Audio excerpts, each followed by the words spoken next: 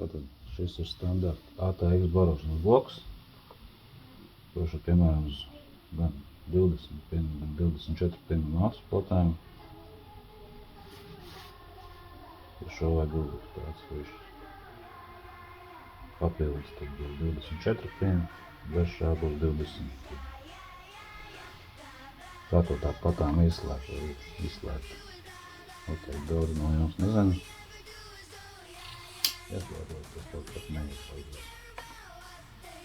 Tātad mums ir jāsavieno zaļais vatiņš ar melno. Un tad tas ieslēdzos.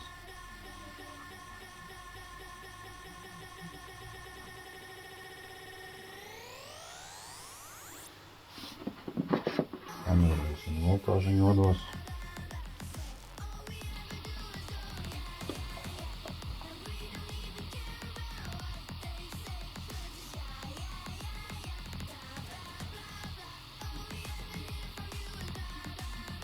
Sarkanajā vadā ir 5 volti.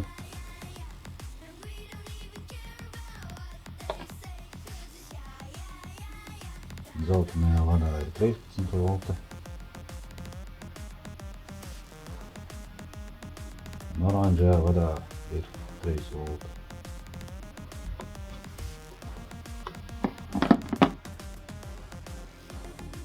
Runājot sīkāk par barošanas blokiem, mēs varam redzēt, cik patiesībā tas daudz spēj saražot. Tas nav tikai 500 vati, kā te rakstīts. Tas būs 574 vati, 130 plus 444 vati.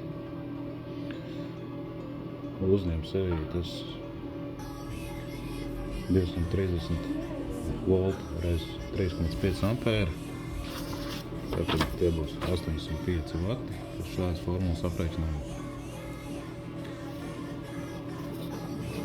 Un cik daudz elektrības aiziet zudumā, mēs aprēķinām to pēc šādas formulas. 574 dalām ar 805. Tātad 29% elektrības aiziet zudumā. Tātad datoriem ar jaudīgākām videokartēm būs, protams, vajadzīgi jaudīgāki barošanas bloki, vismaz no 850 līdz 1200 vatiem. Jo augstākas klases barošanas bloks, jo mazāk elektrības aizies zudumā. Protams, arī kaut lētāk nav slikti varianti, protams, vairāk elektrības aizies zudumā. Bet, viss atkarīgs no jums pašiem. Tā kā pirms pērciet barošanas bloku, izdarīt no sākuma savu izvēli. Pārējais paliek jūsu ziņā.